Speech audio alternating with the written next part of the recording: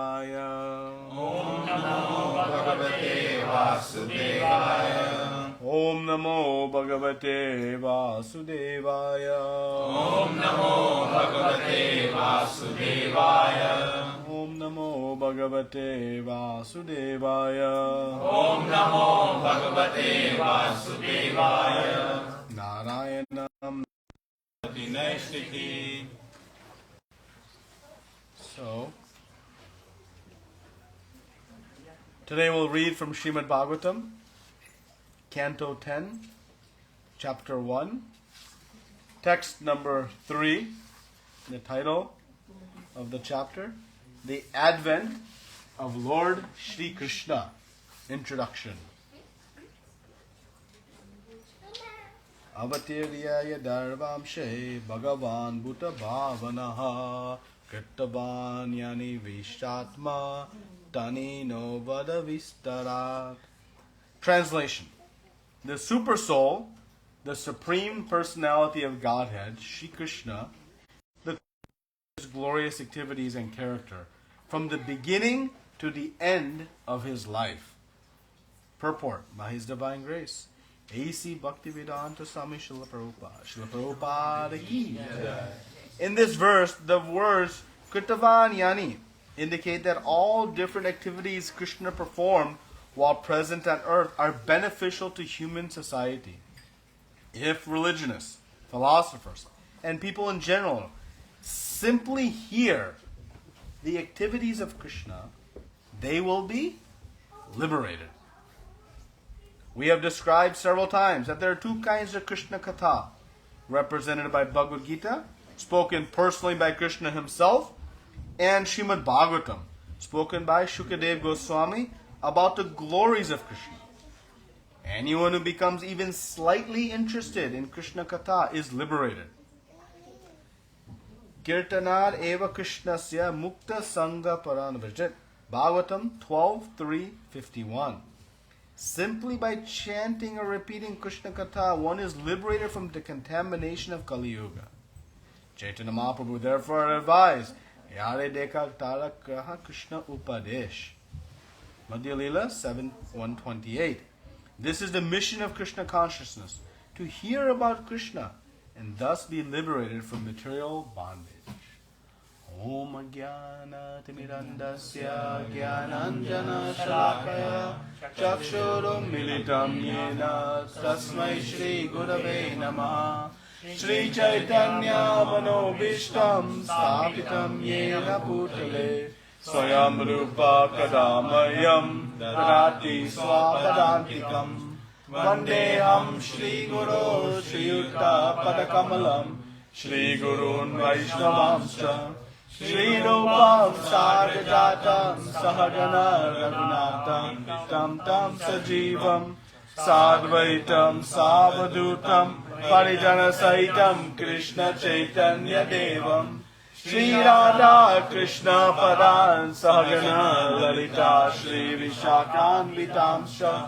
Hey Krishna Karuna Sindhu Dina Bandho Jagatpate Gopesha Gopika Kanta Radha Kanta Namostute Tata Kanchana Gaurangi Radhe Vrindavaneshwari Vrishabhanu Sute Devi Pranamami Hari Priye Vancha Kalpa Tarubhyascha Kripa Sindhubhya Evacha Patitanam Pavanebhyo Vaishnavebhyo Namo Namaha. Namo Vishnu Padaya Krishna Preshaya Bhutale Srimate Bhaktivedanta Swami Niti Namine. Namaste Saraswate Deve Gauravani Pracharine Nirvishesha Shunyavadi Paschatya Deshatarine. Jai Shri Krishna Chaitanya Prabhu Nityananda Shri Advaita Gadadhara Srivasadi Gaura Bhakta Vrinda. Hare Krishna Krishna Krishna Hare Hare Hare Rama Rama Rama Hare Hare.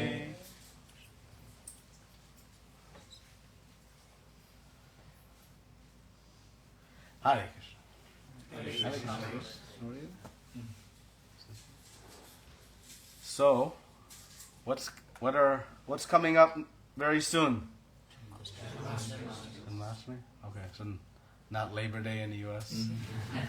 I'm speaking in Canada, so I have to speak on Canadian holidays, right? Shri Krishna Janmashtami. What's happening before Shri Krishna Janmashtami? Dauji is coming. Dauji is coming. Who is Dauji? Balaramji. So on Monday is Balaram Purnima. So Lord Balaram appears on the Purnima day, and then Krishna appears on the Ashtami, 8th day. So depending on the lunar shifting, but this time it's 7 days, so Monday to Monday. So we have two very auspicious Mondays coming. Lord Balaram appearance day, which is again day after tomorrow, and Shri Krishna Janmashtami. So what is Shri Krishna Janmashtami? What do we know about Janmashtami? How many of you know about Janmashtami? Most of you? Almost everybody? And we all know about Janmashtami. So what we'll speak about today then? Everybody knows about Janmashtami. Okay. So let us see a little bit about this, the importance of Janmashtami. So what is Janmashtami? Who can tell? The day Sri Krishna took birth. The day Sri Krishna took birth. Yes. Anything else? That pretty much sums it up, right? So, we can try to understand how to prepare ourselves to celebrate Sri Krishna Janmashtami in the most beneficial way for us. Right? If we know something is coming up in the future, we can start to plan for it. Right? We can start to figure out how can I maximize this opportunity. So Sri Krishna Janmashtami is one of the most important days in our Vedic calendar, because it is the appearance day of Lord Shri Krishna, the Supreme Personality of Godhead. So, this verse I read, it says, the Super Soul, the Supreme Personality of Godhead, Shri Krishna, the cosmic manifestation, appeared in the dynasty of Yadu. Please tell me elaborately about his glorious activities and character, from the beginning to the end of his life. Anybody knows who is speaking this verse? Parikshit Maharaj. Now, we are in which canto? Anybody remembers? Which canto are we in? Which canto, Srimad Bhagavatam? 10th canto. How many cantos total? Nobody thought this was going to be quiz day, right? How many cantos total? 18. 12 cantos, 18 books, 18,000 verses. So both are right, but there are 12 cantos. So for the mathematicians, 10 divided by 12, roughly we are past 80% of this, right? So we know now that Parikshit Maharaj was enduring. What was coming up very soon for Parikshit Maharaj? His death.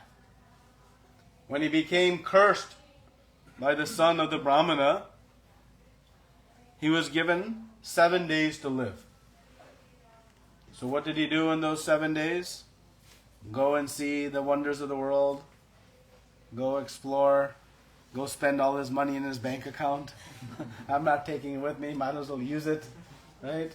Go punch my enemy so I get one last slap. Is that what he did? No. He came to the banks of the river, sat at the feet of, who's speaking? Shukadeva Goswami. To hear. And in these 7 days,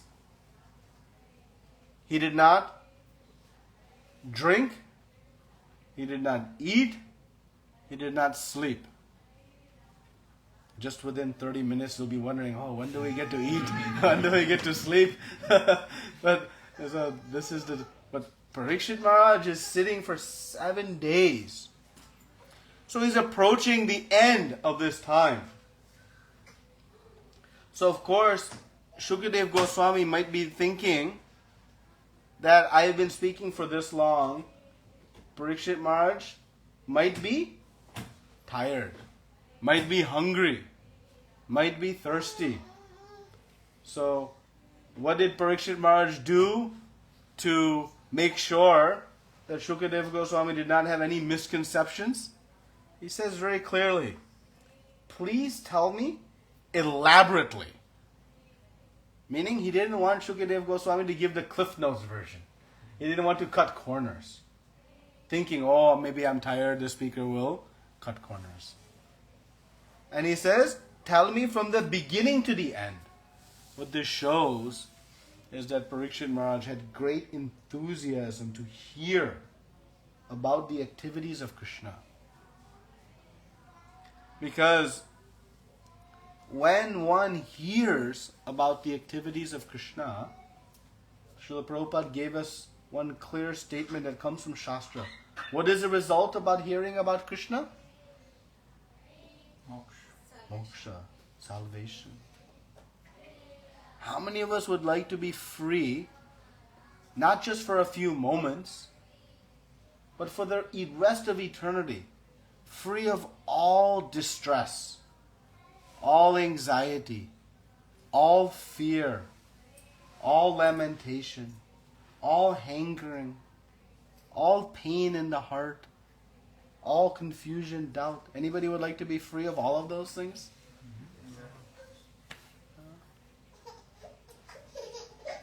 Anybody knows how we can find it? Buying more things on Amazon is going to get us this goal. Getting a couple more zeros in a bank account is going to get us this goal. Getting a couple more titles on our business card. We know we've tried all that. And in fact, we see the more we endeavor, seemingly, the more things increase, not decrease. So this Krishna consciousness, hearing about Krishna, this is actually the means to liberation. Because what does liberation, moksha, mean? It doesn't mean that I go from this place to that place. That is not liberation. Liberation means to become liberated from, to become free from all the material anxieties of life. To become free, unbound by all the difficulties. That is the meaning of liberation. Is that we liberate our consciousness from this entanglement. So to liberate the consciousness from the entanglements of the material world, what we have to do? We have to celebrate Sri Krishna Janmastami, the appearance of Krishna. This means for us, not the appearance of Krishna in the world. It means the appearance of Krishna within our consciousness, within our hearts and minds. That is the meaning of Sri Krishna Janmashtami for all of us. To awaken the presence of Krishna, meaning Krishna is always there, but to awaken our consciousness of the Supreme Lord within our hearts. So when we go to the temple and we worship Krishna and Janmashtami, we are praying that you please appear in the forefront of my consciousness, in the forefront of my heart and mind. Because then, actually, I can become liberated from this. There's no other means. There is no other means. This is the antidote. And Parikshit Maharaj understood this very clearly. And so though he was facing imminent death, just a few moments away, he was relishing in great peace and harmony Krishna Katha. Having faith and knowledge in this importance. So, this Krishna, his activities and his birth, his appearance, is the formula to achieve liberation. Krishna says in Bhagavad Gita, he explains this himself to Arjuna in the Bhagavad Gita. He says, Janma karma chame divyam. Evam yo veti tatvataha. Gyaktva deham punarjanma.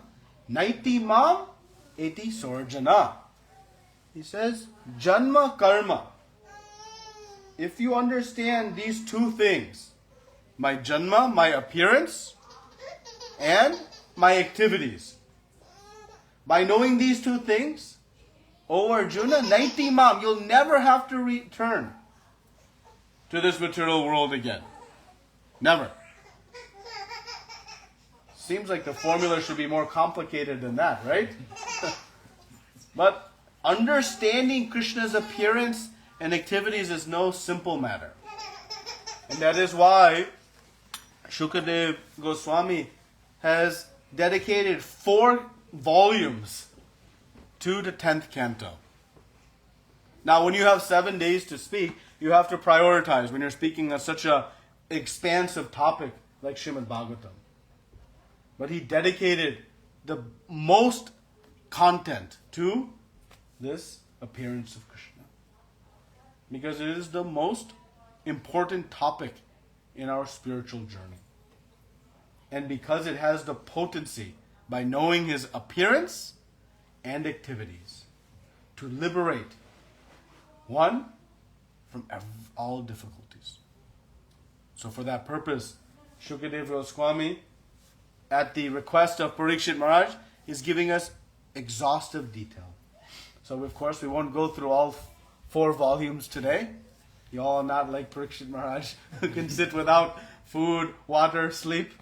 So we'll just get a flavor today and hear a little bit about this. So let us understand a little bit about this appearance and activities of Krishna.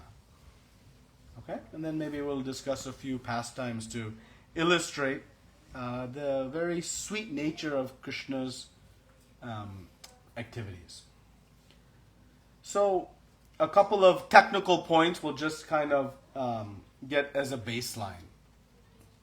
So, in the beginning of Srimad Bhagavatam, Shukadev Goswami is explaining all the different avatars that Krishna takes. And he comes in Gargamuni in the beginning of the 8th chapter of this 10th canto, during the naming ceremony, is giving some details to Nanda Maharaj and Yashoda Mai, that your child, he comes in every yuga in different colors.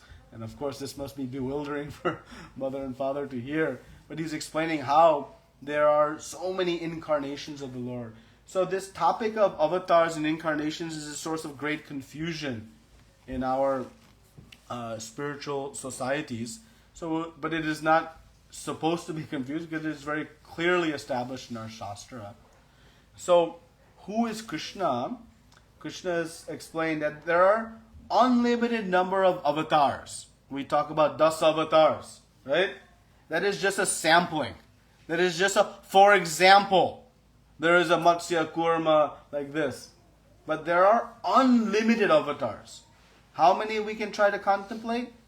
If you go to the ocean and you see the waves in the ocean, can you count the number of waves there are? No. Like you cannot count the number of waves in an ocean, as explained. You cannot actually count the number of avatars. They're unlimited. So, Shukadev Goswami is explaining in the first canto, Srimad Bhagavatam, right in the very beginning.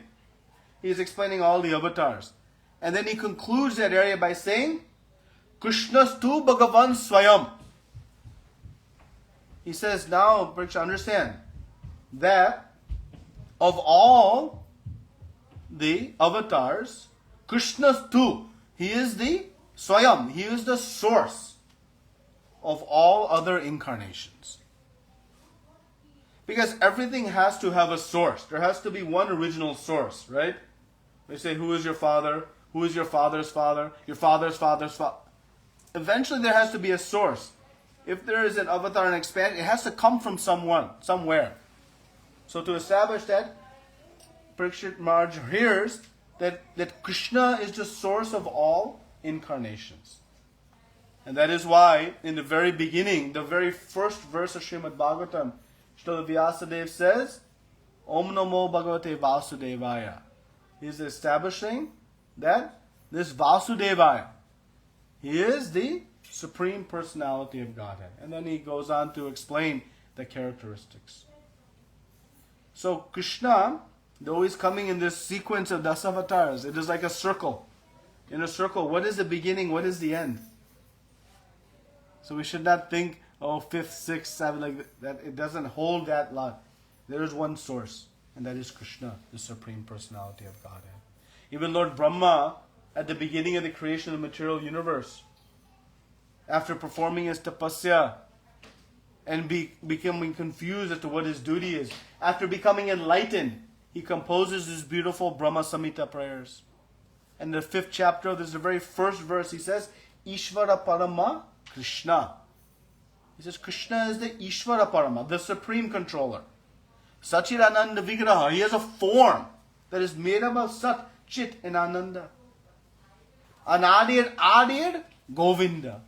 Everybody knows who's Govinda, but nobody knows that he is Anadir Adir. What does that mean? He is the source of all sources. The source of all sources.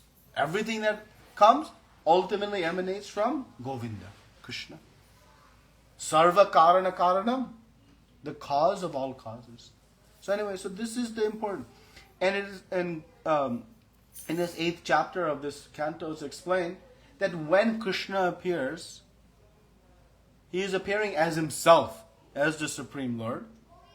And within him comes all of the other avatars.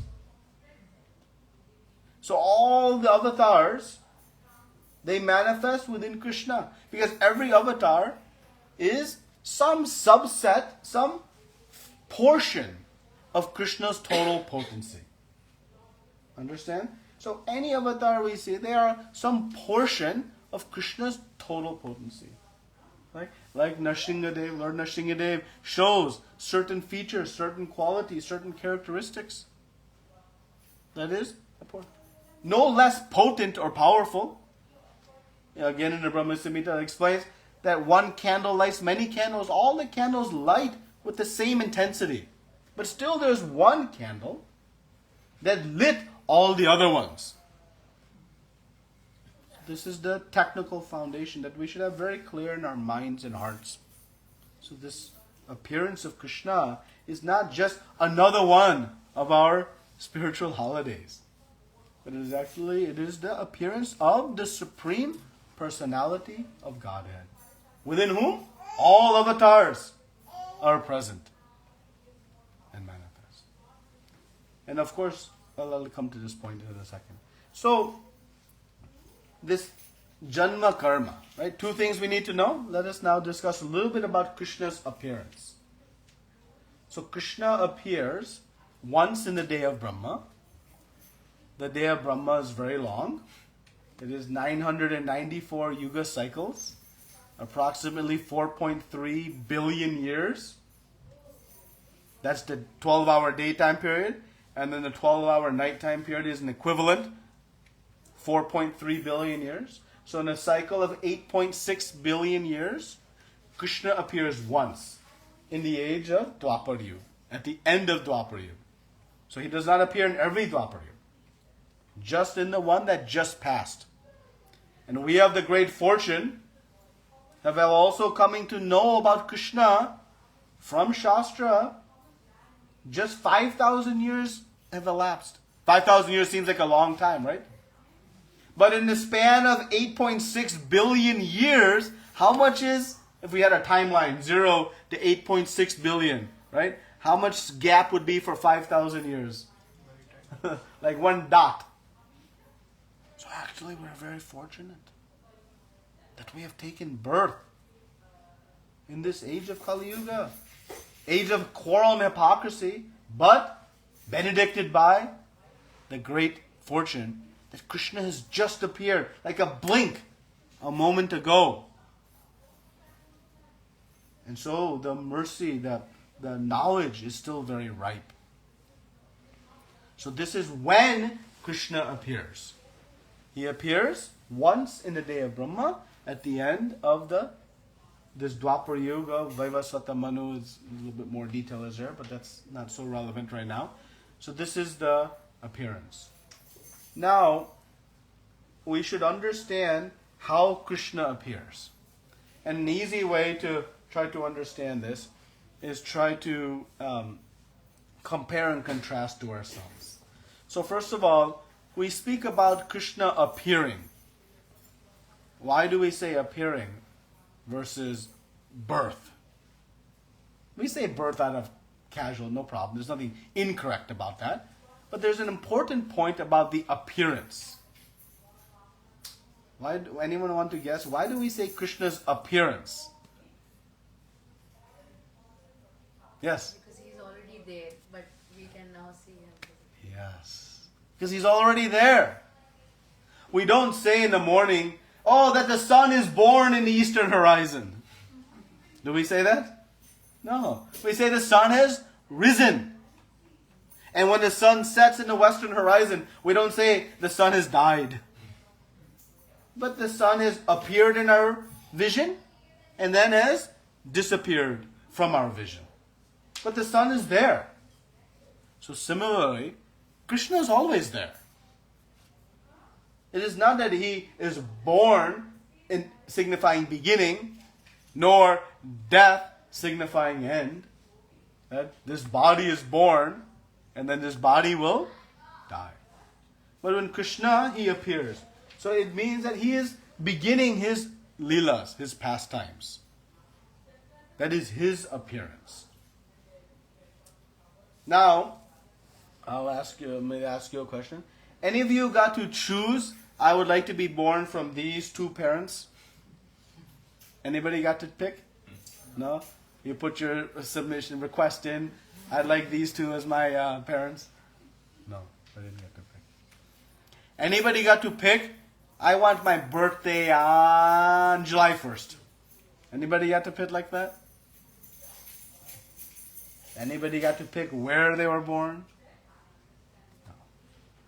So the nature of our appearance is forced upon us based on our past karma. Based on our past actions, our current situation manifests. Simple laws of nature. But what determines Krishna's appearance? Same? Same? No. Some foolish thing. What kind of God you have? He was born in a prison. That is foolish logic. Why? Because Krishna chose that circumstance. Because the difference of our appearance and Krishna's appearance is Krishna chooses. Nothing is forced upon him. He chose to appear at this specific time. He chose to appear as the child of Vasudevji and Devaki Mata in the circumstance of Kamsa's prison house. And how did he appear? We know when a baby appears, baby comes crying, baby, covered in embryonic fluid, umbilical cord is there. How did Krishna appear? Chaturbhuja, 4 arms, royal crown, gada, shanka, chakra, flower. Anybody has seen a baby appear like this? Anybody has seen a birth like this? So immediately we understand that Krishna's appearance is not like our appearance. If we understand this, then we come to understand we are not the supreme controller. Because we cannot even exert in these few things any type of control like the Supreme Lord can. We could not pick when, to whom, where, even our gender. Nothing we could pick. But Krishna could choose all of those. He wants to appear like a fish, he appears as fish. He wants to appear in a boar, appears as boar. Half lion, half man. Anything is impossible for him? No. And when he wants to appear like himself, he can. So this is the first important point, that Krishna's appearance is like this, not like ours. And he chooses when he wants to come, under his own decision. Then we come to karma, his activities. Krishna's activities are very mystical. Very mystical. And Krishna's activities are one that we have to be very careful to understand. So in the very next verse, it is said that, this is verse number 4, glorification of the Supreme Personality of Godhead is performed in the parampara system. That it is conveyed from spiritual master to disciple. Because to know about Krishna's activities is not such an easy matter. To know about Krishna stealing butter, to know about Krishna running from a battlefield, to know about Krishna killing demons, to know about Krishna dancing with the gopis in the night, to know about Krishna breaking his promises. These can cause great bewilderment. So how to know about these activities? We must know about them in order to be able to become free from all these difficulties. But we must come to understand Krishna's activities through parampara. Just as Parikshit Maharaj. Think Parikshit Maharaj is just a couple of generations removed from Krishna himself. And did he think, oh, I know Krishna? Yeah. You go to some social event, everybody will have an opinion. Everybody has a hypothesis, a theory.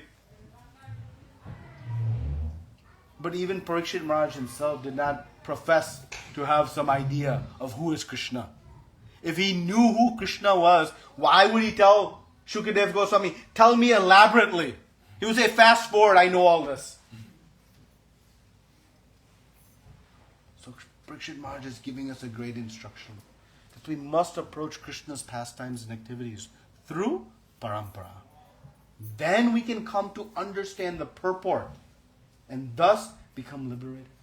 We can say, I know all of Krishna's pastimes, but I'm still here bound by all these anxieties and difficulties. What's happened?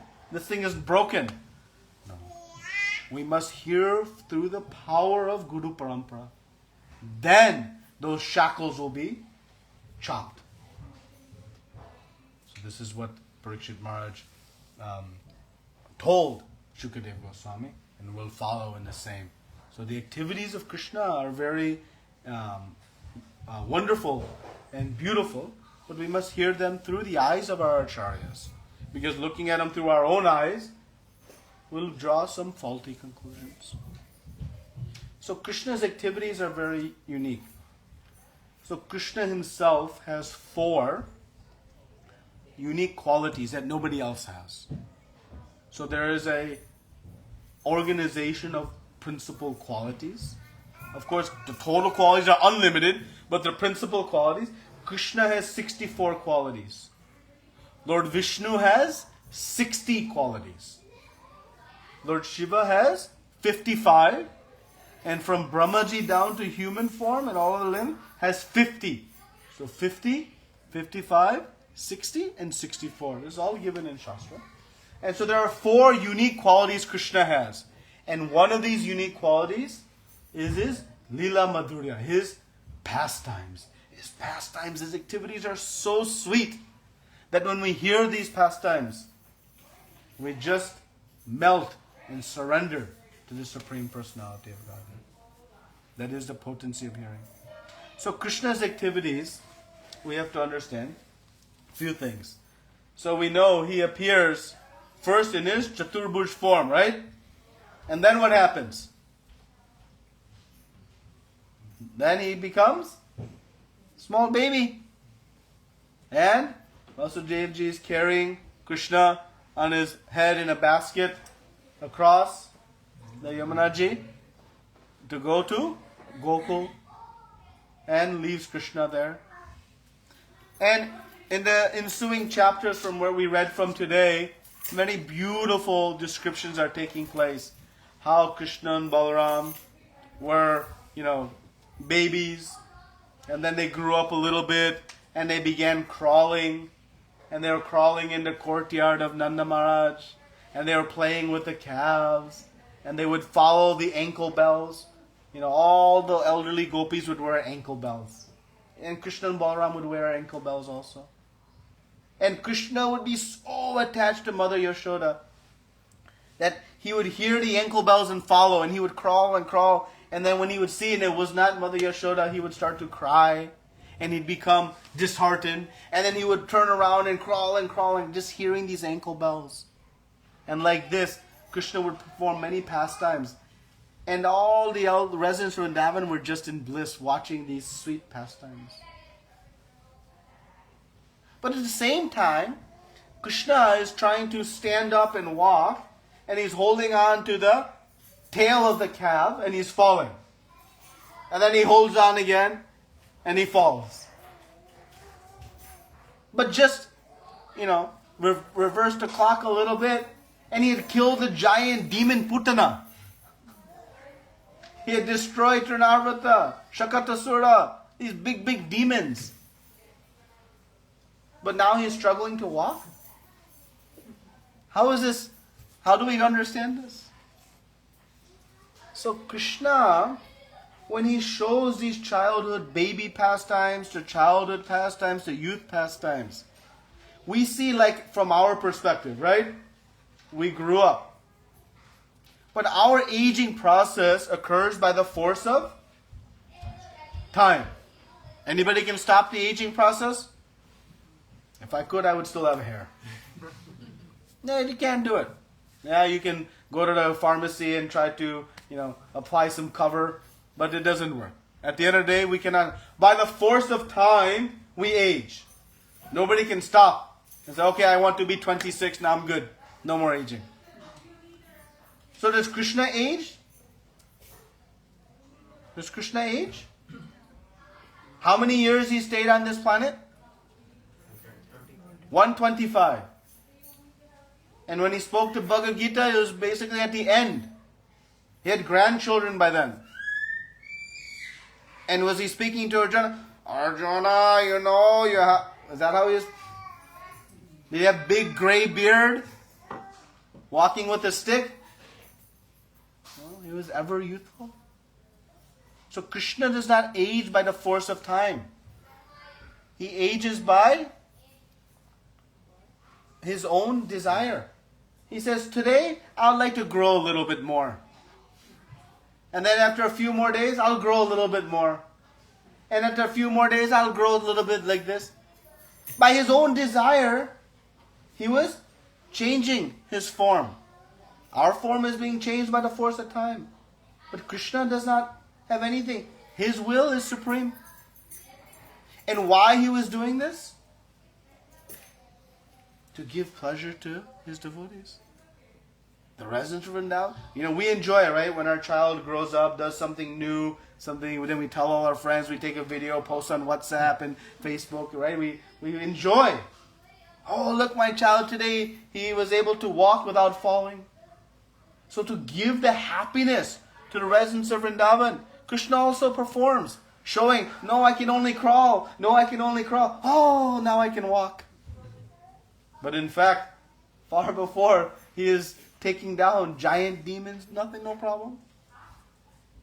So Krishna's activities manifest according to his own desire. So this again illustrates to us, do we have that type of control? So this shows that we have one supreme master and we are all his servants, eternal servants. And who are his dearmost servants? Who are Krishna's dearmost servants? All the residents of Vrindavan. So we might ask the question, why Krishna comes? We said when he comes. We said who he is. But we didn't answer yet why he comes. So he says in Bhagavad Gita, Paritranaya sadhunam, Vinashaya chadushkratam, and Dharma samsta panarthaya. Sambhavami yuge yuge. So he gives these three reasons of why he comes. To protect the sadhus, to destroy the miscreants and to re-establish the principles of religion. But our acharyas comment that why he has to come from there to here to protect the sadhus? With just one, he can blow away all the miscreants. He doesn't need to do anything. Just by his desire, things happen. By our desire, does the work in the office happen? No. We have to get our butts in the office and start working. Otherwise, nothing happens. But Krishna has no work. He's creating millions of universes just by his sight. So he doesn't need to come to re-establish principles of religion. He can just send some devotees. So our acharyas explained that actually Krishna, he comes for one reason. He comes to give pleasure to his devotees. Just to give happiness to his devotees, he comes. And particularly he performs these pastimes in Vrindavan so that we, all aspiring devotees, can see what is the sweet nature of the relationship between Krishna and his dearmost servants. Because let us understand one thing first. If I am going to become a servant of Krishna, I must understand, is that position at least better than my current position? Right? Otherwise, who is going to become a servant of Krishna? I must know that is it going to advance my goals? Of course, there's some selfish nature in that initial motive, but that is fact. Right? So Krishna brings his topmost devotees with him. And he performs these pastimes to serve as inspiration to us. To see what is the result of Sarva Dharmam Prityaja Mam Ekam Sharanam Vraja Aham Tam Sarva Papebhyo Mokshayishma Asuchaha. Krishna tells Arjuna, now Arjuna, you abandon all varieties of religion. All. Sarva Dharma. And who is the author of all varieties of religion? Krishna. Anadir Adir. He's the source of everything. And he says you give them all up. And what do? Mam ekam sharanam vraja. You surrender only unto me. So that is the concluding statement. So to know what is the result of surrendering only unto Krishna, we must study the pastimes of Krishna in Vrindavan. Then we will see. So these activities illuminate the sweet, loving relationship between Krishna and all of his devotees. And inspire us to surrender to the Supreme Lord. Because the intelligent who knows Krishna's janma, his appearance, and his activities, there's only one logical conclusion. He is my supreme master, and I should surrender to him. Until we remain defiant of that fact, which is always our free will. We always will have the free will to choose. But until we come to accept that with love and enthusiasm, we'll be in a frustrated situation. And we have a relatable example of that. A child in the home. If a child in the home does not accept mother and father as the authority of the home, what is the experience of the child in that home? They're happy? They're blissful? No. Well, who is our eternal Father? Krishna.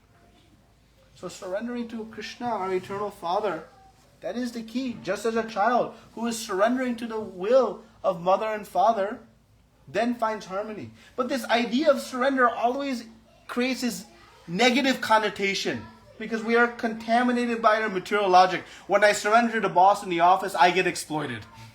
Right? But in that same example, when that child surrenders to mother and father, who actually enjoys more? Mother and father or child? If there's one ice cream left in the box in the freezer, who will get that ice cream? Surrendered child or loving mother or father? We know. Similarly, when we surrender to Krishna, what does Krishna do? He gives everything to his devotees. Actually, his whole appearance is just to give happiness to his devotees. Nothing else. So in this surrender, we surrender to Krishna. It is a two-way street. And who wins in that exchange? Who wins in the exchange of home between child surrendering to father and father surrendering to child? Who wins in the exchange? Child. So this is the nature. So Krishna's activities in the pastimes are so sweet because they inspire us. And maybe I'm getting a little late. So I'll transition to one pastime just to kind of illustrate this as an example. Then we'll take some questions and answers. So Krishna, as he's growing up, he's still a young boy and he's performing all these pastimes, and he's giving great trouble to the neighbors. One of the things that we see is that Krishna is stealing butter, right? And so how your God can be a thief? First he was born in a prison and later he becomes a thief? This is out of order, This is the foolish logic. So, this pastime of stealing the butter, actually, because the elderly gopis, the friends of Mother Yashoda, they're always finding excuses to talk about Krishna. They just enjoy speaking about Krishna. So when Krishna would come to their house and steal their butter, they would enjoy, now we get to go tell Mother Yashoda and file our complaint against Krishna. And of course, all the elderly mothers, they're always being fooled by Krishna. Every time they would file the complaint to Mother Yashoda would say, don't talk about what you think my son has to go to your home to get butter. I have so much butter here. And then she would open the door and see her child. Say, see, he's just sitting here. He's not in your place causing mischief. And like this, they would always get fooled. Because then mother, wait a minute, he was just there and how he ended up here? One time, one of the elderly gopis, Krishna and Balaram, had gone into the dark storeroom. And this storeroom was completely dark. They kept it completely sealed so that they could not see it. The problem was that Maya Yashoda and Rohini Mata, they would dress Krishna and Balaram with beautiful jewels. So when they went into the room, all their jewels were still sparkling from the small amounts of light, and they could see the butter pots. And they climbed on each other's shoulder, popped a hole in the bottom, and were drinking all the yogurt and butter. And so, but, of course, in enjoying, they forgot to keep their ears open, and the elderly lady grabbed Krishna by the hand and said, I got you now. And so she's grabbing Krishna and just dragging. And said, I'm not letting go, just holding on tight. And takes right to Nanda Maharaj's front door, pounds on the door. Maya Yashoda, I'm proving you now. You always tell me that I'm lying about your son. I caught him red-handed, or blue-handed, I should say. And so Mother Yashoda opens the door and she starts yelling that your son did it. And Mother Yashoda says, my son is here. She says, who is this? And she looks down, and it's her own child. Krishna had switched. And she said, I was fooled again by this Krishna. And Krishna is just sitting out inside, was waving. Then the elderly gopi takes her child, puts on the shoulder, and starts walking home. And as walking home, the child does this. And she looks up, and who's on her shoulder? Krishna! And she starts smiling and laughing. And like this, she got the pleasure of carrying Krishna and speaking about Krishna. So Krishna would do all these different activities. But these complaints would never register with Mother Yashoda. So, one day, the friends of Krishna, They're all trying to get, how can we get Mother Yashoda angry at Krishna? Because we want to see Krishna in trouble, right? Sometimes we want to see, let's get this child in trouble. We'll enjoy, right? So like this, the friends are also thinking this. So they filed a complaint to Mother Yashoda. Oh, Maya Yashoda, this Krishna has eaten mud. Why Krishna would eat mud? My Nanda Baba has 900,000 cows. How much milk is coming? How much yogurts, laddus, sandesh, rasgulla? Sorry, you make me hungry. How much all this? How he has to eat mud? But then they sent in reinforcements. They won't believe the friends. So who did they send? Balaramji. Dauji comes. Says, no, Maya. I saw it with my own eyes. Krishna ate mud. Really? I don't believe it. No, I saw this. I'm elder brother. I have to protect. He ate. Really? So now Mother Yashoda becomes a little bit bewildered, thinking, is this true? He ate? How? Mother is thinking, how my child could do such a thing? So she goes to Krishna. And Krishna, this place where this happens, you can still take darshan of in Vrindavan, very sweet place. So goes and sees and asks Krishna, okay, now what does mother do? Opens an investigation. So asks the child, did you eat mud? And what did Krishna say? No. I didn't eat mud. Why I would eat mud? They're all lying. And then Mother Yashoda, yeah, but Balaramji, oh, he's the biggest liar. He is the biggest liar. Don't believe him. And Balaramji is standing behind laughing, thinking, what is going on? So Krishna says to Mother Yashoda, but Mother Yashoda doesn't believe. Now, Mother Yashoda says, okay, if you did not eat mud, show me your mouth. Krishna says, oh, you want to see that I did not eat mud? I'll prove it to you. I did not eat mud. And then he opens his mouth. And what does Mother Yashoda see? Now we have heard this, but you have to understand something. Imagine looking into the mouth of your child. When we say saw universe, not some picture. I could put some sticker, put it in my mouth. No, she is seeing all the planets. She is seeing the modes of material nature. She is seeing time. She is seeing the sun. She is seeing herself. She becomes completely bewildered. She's thinking, what is going on? And she checks. Am I sleeping?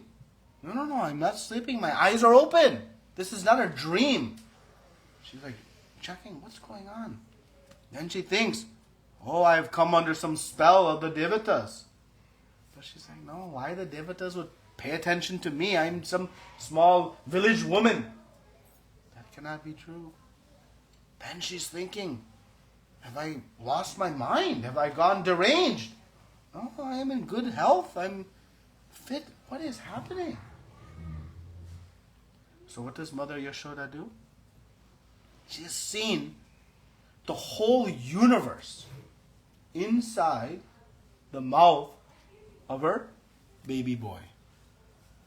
What does she do? Full dandavats. She offers obeisance. She understood Janma Karma Chame Divyam. What is the conclusion of knowing about the activities and appearance of Krishna? Surrender to Krishna. And Mother Yashoda shows us this. She has nothing else she can say. But just surrender. Surrender to Krishna does not require erudite scholarship. She did not know all the Srimad Bhagavatam, all the Puranas, all the Vedas. She had not studied all the paths, has not chanting mantras, performing different types of yogic exercises, no intense austerity, nothing. But she knew in the heart of her hearts, This is the Supreme Personality of Godhead. And she offered Dandavats. If we can come to that same conclusion when we go and see Radha Kunja Bihari, then our life will become perfected. Now, so she offers obeisances, she's glorifying that Krishna is the source of everything, the Supreme Personality of Godhead. But at the same time, Krishna is a small boy.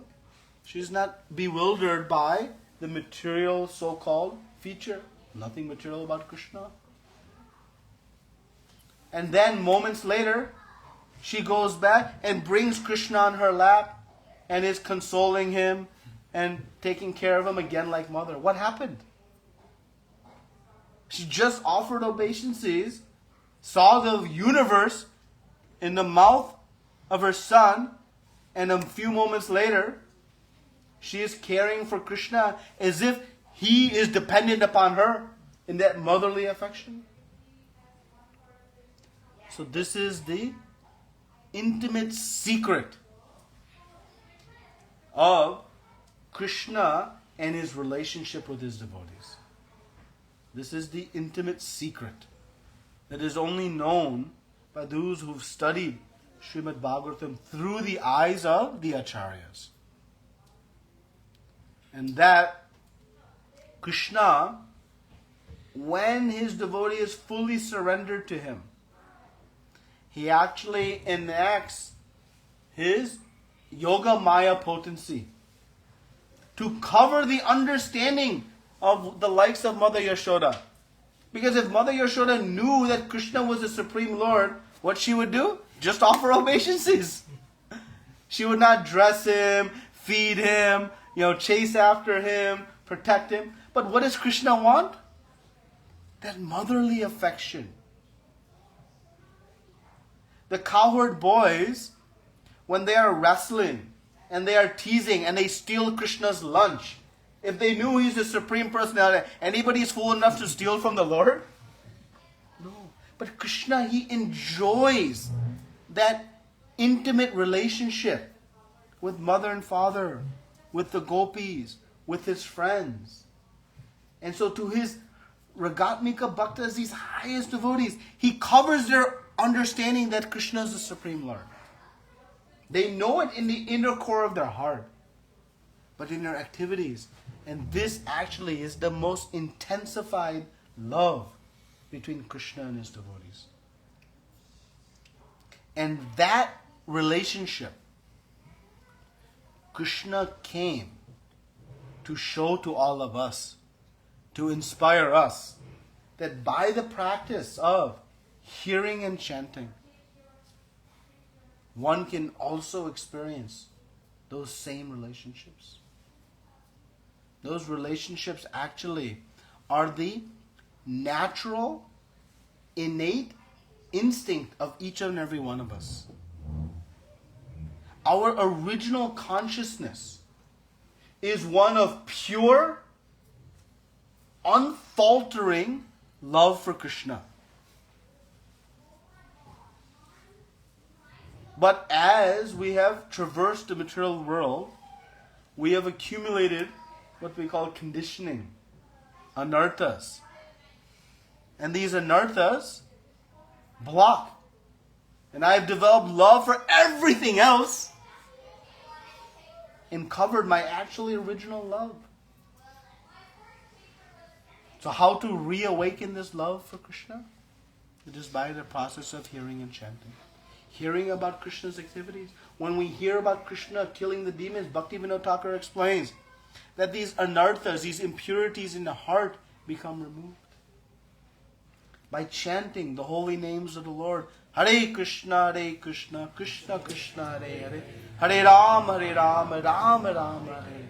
Just by chanting these names, these experiences, the remembrance of Krishna and his pastimes come alive in our consciousness and inspire us to take to the path of Mother Yashoda, of Arjuna, of the great Acharyas, Srila Prabhupada, and all of our disciplic succession. in surrendering to Krishna and becoming liberated from all the perplexities of the material world and finding real eternal happiness. So this is the purpose of Janmashtami, to awaken the appearance of the Lord within our hearts, our minds, and our consciousness. And so let us all celebrate together. Please come to the Devasadan Mandir on Monday, August 26th. I know it's a work day. You have to cross a border. I have first-hand experienced the challenge of that. But whatever tapasya we endure to satisfy the Lord, it is reciprocated many, many million times more in return. But we have to take the first step.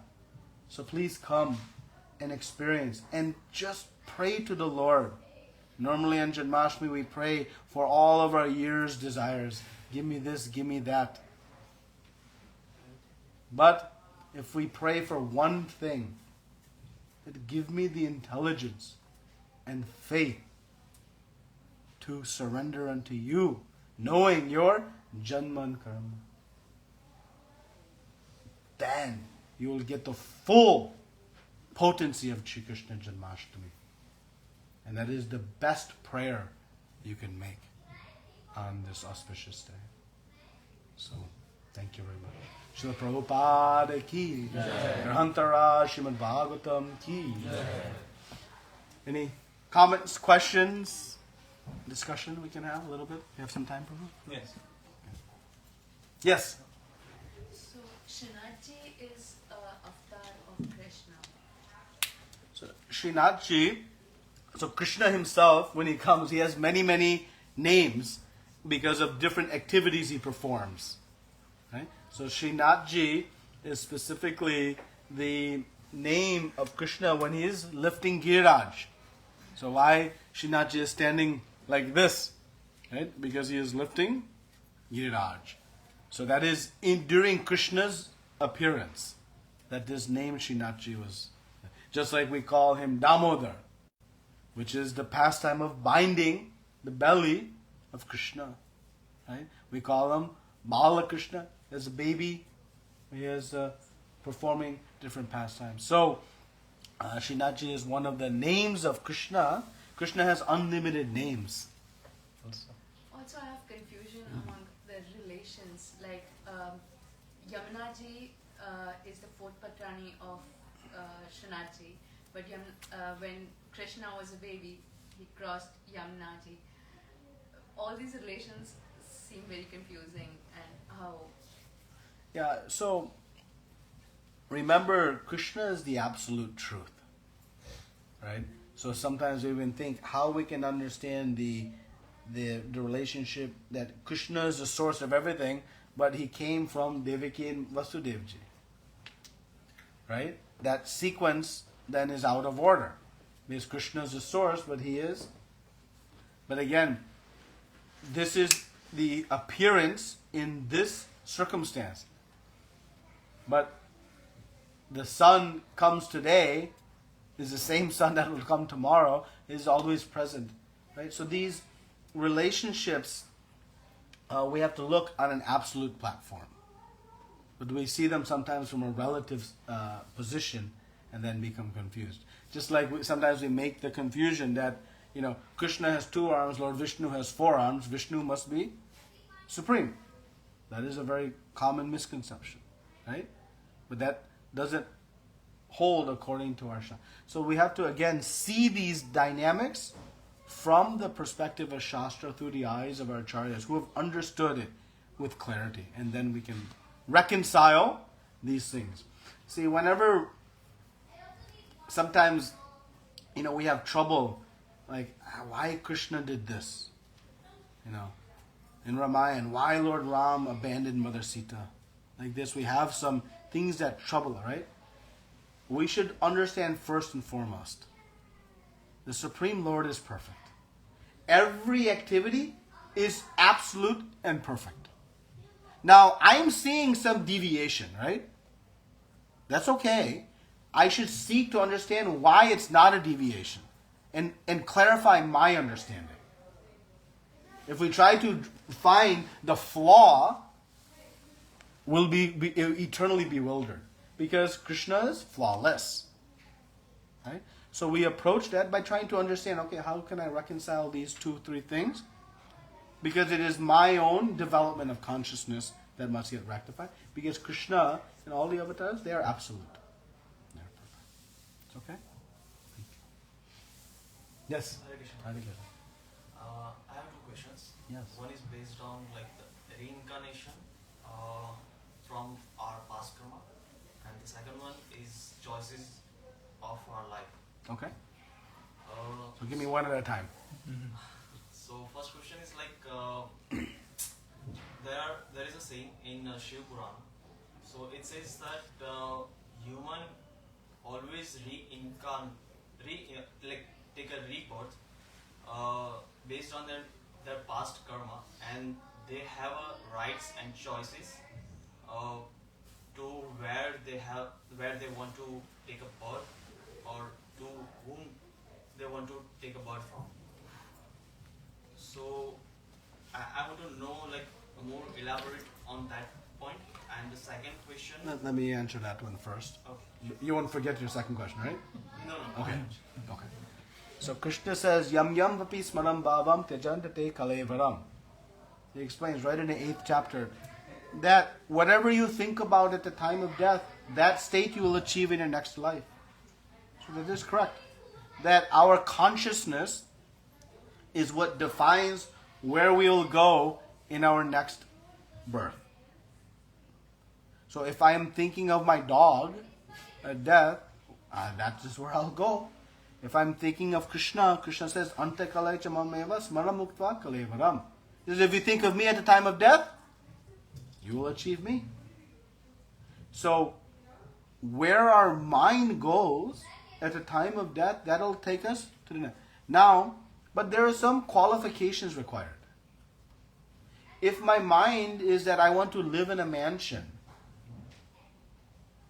that will be fulfilled. But whether I live in the mansion as the owner or as a cockroach, that will be based on my karma. So it is not absolute. I don't have absolute control of where I go in the decisioning. I have absolute control in the sense that by my today's actions, I am creating my tomorrow's destination. But I cannot trump my past actions with my current desire. So Krishna has absolute control. We are dependent on the laws of nature and our past karma. So the laws of karma and our desires coincide to determine where we go next. And that is why that we will leave this body behind. But the mind, intelligence, and false ego, those 3 things carry forward into the next life, and into the next life, and into the next life. Until one comes to desire to go back home, back to God. And as soon as that desire becomes strong, and at the time of death one remembers, one goes. So that's how the next journey is determined. So like according to the like Hindu culture, after someone dies, right, there are like 13 days of period. In that period we do all the kriya karmas and like the pujas for them, right? So the soul have a choice to go any place based on their karma and based on their choice. Is it right or somewhere different? Where I'm going next is based on my prior choices. So the choices I make today, I can choose to live a pious life or an impious life. And every day I have that choice. Based on those choices I make, the free will I have, I am booking my next destination. Just like, I'll give you an example. If you go to the airport, you can choose which plane to board. But once I board the plane to New York, I cannot mid-flight say, I want to go to Florida. No, now I'm destined to go to New York. But based on what I do in that duration, I can then set my... But I'm fixed going to New York. But my eternal destiny is not fixed. I continue to make new decisions, new choices that impact my substance. So I cannot change midstream. I'm in this form and say, I want to be a hog. That might happen in the future if I'm foolish enough to think like that. So there's a certain portion that is fixed. That is why, again, our desires are not absolute. Krishna's desire is absolute. He appears at Chaturbhuj. Moment later, he wants to be baby. He's a baby. If moment later he wants to be a grown person, he can be a grown person. But we don't have that type of control. Understand? So when we say we have free will, we have eternal free will, but it is limited. I cannot make this water elevate. It's my desire that this water bottle elevate in the sky. I can't make it happen. It's like limited in physical form. No, all forms. Because my soul is limited. I am a tiny spark. I'm a spark coming from Krishna. Krishna says, every living entity is my fragmental part. But we know a spark comes from a fire. Can you cook dosas on a spark? No, you need more heat. So it has heat, but very limited. Similarly, we have potencies also, but they're very limited. Right? So we have limited free will. Krishna has unlimited free will. We have limited control. Krishna has unlimited control. So we have the same qualities, but in small quantities. That is by the meaning of part and parcel. Okay. You had a second question, or is the answer? Huh? So second question is about choices of life. Yes. For me especially. I always do have confusion about right choice. Like, it's not about right or wrong choice, not like the day or night. It's about like less right and more right. Like the less importance and the more importance. So which would be like better way to think about our choices, like in aspects of every stage of our life? So Krishna tells us in the end of Bhagavad Gita a very interesting statement. This Bhagavad Gita is given to save humanity. And Krishna tells Arjuna, don't tell this to the envious. Why? We should tell it to the envious so they can become loving. Right? But Krishna is actually telling Arjuna this because he wants Arjuna to recognize one thing. That his time is very valuable. Chanakya Pandit says, with all the wealth of the world, you cannot buy back a lost second. So we think that, tomorrow I'll start chanting. Tomorrow I'll start reading Srimad Bhagavatam. Tomorrow I'll come to temple. As my father used to tell me, son, for you tomorrow never comes. But we do this because we think we have the luxury of time. I'm young. And then the 70-year-old person thinks, I'm young. So, when we make choices in our life, we should understand what's the best use of my time. Now, knowledge is what is important to make good decisions. If I offer a child 5 chocolates or 5 diamonds, what the child will take? Is that a good decision? It is? Why? He loves chocolate. Do you know how many chocolates he can make from 5 diamonds? That he does not understand. That's my point. But doesn't matter, he doesn't understand. Is it the right decision? No. Because a child doesn't know. Doesn't know, right? So, now if the child comes to know that, wait a minute, these 5 diamonds, I can turn into 5,000 chocolates. Now what decision the child will make? Take the diamonds. So what empowered that right decision was knowledge. Gyan. So now, knowledge is the empowering feature to help us make good decisions. But just go to Google. There is no dearth of knowledge. There's unlimited knowledge out there. But in the Shir Upanishad, there's a beautiful comparison given that tells us what is material knowledge and what is spiritual knowledge. I'll speak bluntly just to illustrate the point because there's no reason to sugarcoat it.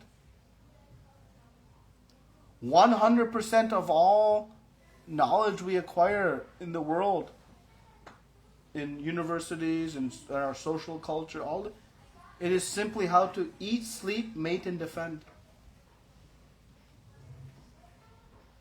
How to advance the bodily comforts of life. When Srila Prabhupada went to MIT, they showed him all the departments: biology, history, mathematics, engineering. He says, where are you teaching about the soul and how to find happiness and eternal existence from the soul? Where are you teaching that knowledge? It wasn't there. So this spiritual knowledge, it is what will give us extreme clarity on what is best for me. Because that is the complete knowledge. Up until the platform of bodily knowledge, I can exhaust all of it, but I won't come to know who am I. So until and then I come to spiritual knowledge, I've actually acquired, in relative sense, very little to nothing. But with spiritual knowledge of 3 things, I only need to know 3 things. Who am I? Who is Krishna? And what is my relationship? If I know these 3 things, then I can make really good decisions for what is best for me. What is absolute best for me. But until then, I'll make decisions that are not just like the child. Out of ignorance, out of his heart, they made the best decision he could think. So our duty in life, that's why Srila Vyasadeva says, Atato Brahma Jignasa. Now that you have acquired the human form of life, you have one unique opportunity. Because you in the human form, is explaining, and all other living species, they do 4 things in common. Ahara, Nidra, Baya, Maitunam. Eating, sleeping, mating, defending. These are the common things amongst all features. Dogs, zebras, horses, and humans. But only in the human form of life do you have the gift of higher intelligence to ask questions and to inquire about the ultimate purpose of life. So to increase our knowledge from chocolates to diamonds, we must, Srila Vyasadeva says, Atato Brahma Jignasa. You must inquire. We should ask questions. And by that we'll understand what is the perfect use of my time to make the best decisions. Because we are confronted with decisions every day. Arjuna had, sitting here, a big decision to make. What was his decision he had to make? Fight or not fight. Huge decision. How to make a decision like that? That is what the Bhagavad Gita teaches us. The practical tools of how to approach our life's decisions to achieve liberation from all perplexities of life. So I cannot answer for you in your current circumstance what is the best decision between activity A and B. Of course, in further discussion we could. But the principle is we should acquire knowledge beyond the material body to understand who am I, who is Krishna, and what is my relationship. To then understand this is my ultimate goal in life. And my decisions I make today, but understand one thing. Knowing that Krishna is my Supreme Lord doesn't mean that I abandon my responsibilities and decisions I make in the office. Guess what? Arjuna wanted to do that. He wanted to run away from his office, right? And go to the forest and be a beggar. That was his desire. And Krishna said, shh, come back. Do your duty. So, working to surrender to Krishna doesn't mean that we abandon our responsibilities in the office. We abandon our responsibilities in our family, our responsibilities in society. No, we must do all those responsibilities. But in conjunction with our main goal, ultimate goal. Because if in serving my office, I forget to serve my ultimate goal, what is the point? What is the point? There's no point. So this is the importance. We must acquire this knowledge. And that is why these sessions, this Bhakti Vriksha session that's happening every week, we should come and bring our loved ones to acquire knowledge of how to make the decisions. So sorry, very long answer to your question. I don't know. It's okay? Anything else? Everyone else be scared. Yes? So one quick question. Will Krishna's bhakti give us what is right for us, or what you ask for? Because when Sudama was in trouble, Krishna offered him not really a spiritual path. It's a very nice question. I almost want to tell another story, but It's okay. it's late.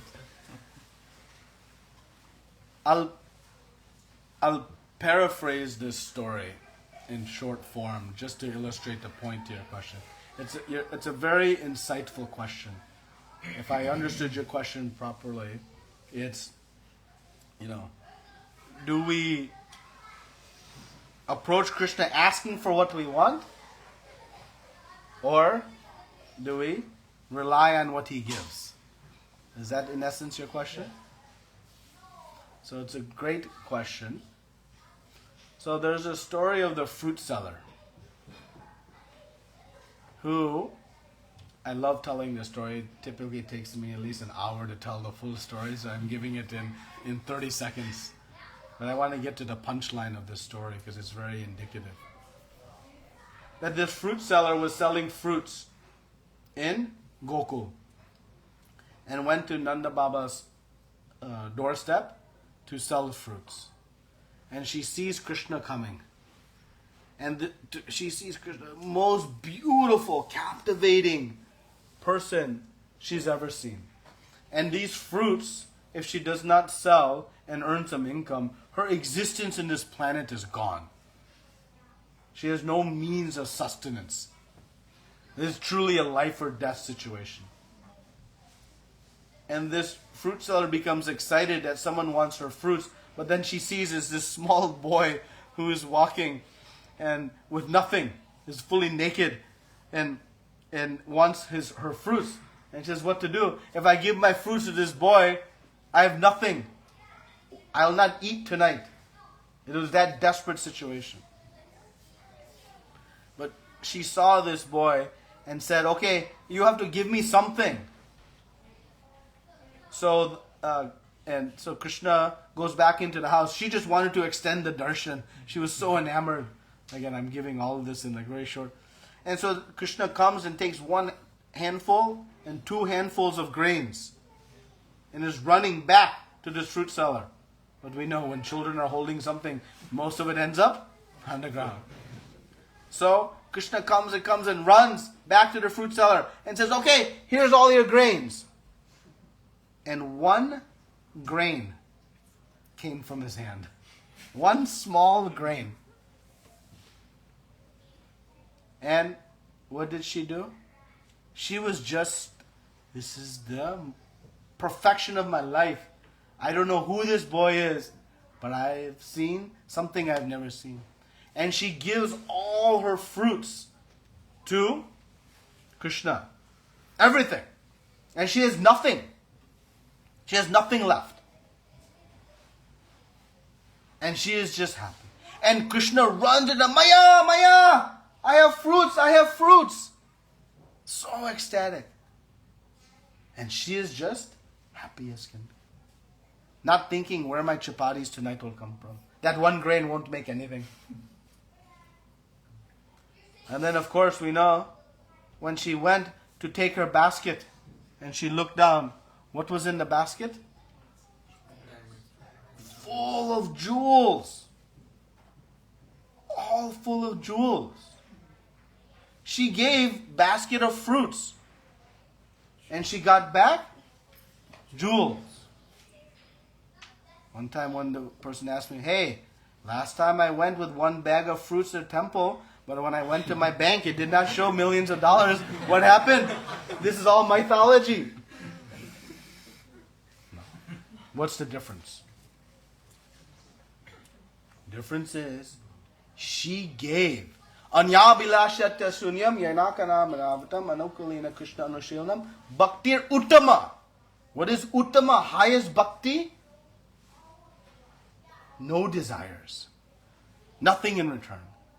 She gave without anything expecting in return. She did not want those jewels. She's not saying, Krishna, I'll give you these fruits, but then you please give me one promotion, one visa stamp, one child, one this, one that. You know, we go to the temple, we ring the bell, put a couple bucks in it, and we place our order. That is not what she did. She just gave.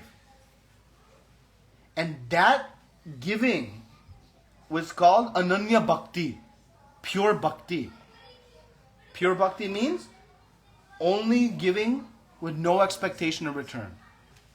Then Krishna reciprocates beyond. But what many don't know is what she did with those jewels. You know what she did with those jewels? She went to the river and threw them in the river. I have seen Krishna. What I'll do with these jewels? They're useless. And she goes back to her house. So now what? Krishna said, I tried? No. She went to her house, and as soon as she opened her door, a flood of grains came flying out. Krishna had filled her whole house with grains. This is the love of Krishna. And it's reciprocated according to the degree of our surrender. Yatamam. That, according to your degree of surrender, Krishna's surrender. So when we give to Krishna without anything in return, expectation in return, we get many more. Again, we have practical experience of this. Our relationship with Krishna is extremely relatable to us. When we're a child in a home, if I'm being really nice and obedient and serving my parents because they know I want ice cream, that is pleasing to them, right? But it's limited. But if I am behaving and being obedient in the home and serving nicely with no expectation of return, which is more pleasing to parents? Which is more pleasing? Does child have to ask for ice cream to get ice cream? So we don't have to ask for Krishna anything. He is all-knowing. He is in our heart. But when we give to Krishna with no expectation, that is love. When I give to Krishna with expectation back, that is business. I go to the store, I give $1, I get ice cream. That's business. Let us not have a business relationship with the Lord.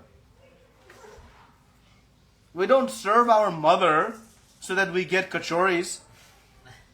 We serve our mother out of love. So what does bhakti mean? It is service, not out of obligation, not out of resentment, out of love. If I love somebody, I express my love through seva, through service. If I love my mother, I will serve her. I can say, Mother, I love you, but the real expression of my love is through action. So what is bhakti? It is the action of expressing my love to Krishna. That is the pure meaning of bhakti. And when we do that unmotivated, without anything expecting in return, don't worry, your chapatis tomorrow will come. Krishna never forgets the service of his devotees. Never. So that is the best bhakti. That is uttama bhakti. So what are we going to pray for on Janmashtami?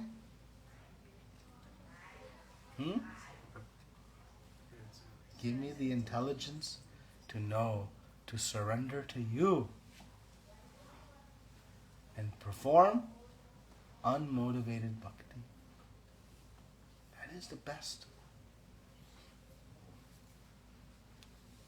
Anything else? Yes, ma'am. Like if someone in this life goes away earlier, like say in 20s or 30s in life, and their responsibilities towards family, and so how they do? Is it a bad karma or is it a good karma? When you say goes away, like passes away? Yeah, that is of course based on our karma. So as we take birth, the duration in the body is fixed. It's predetermined, and it's based on our karma. And it's not based on time, it's based on number of breaths.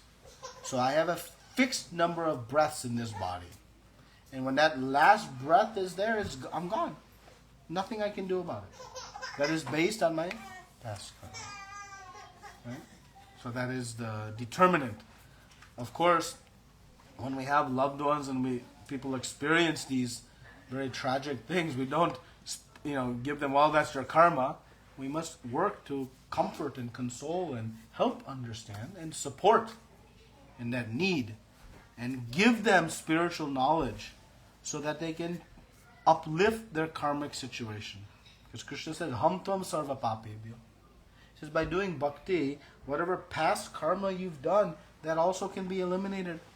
And you don't have to suffer the results of your past karma. If you're ready to surrender, Mam Ekam. Thank you. Anything else? Okay.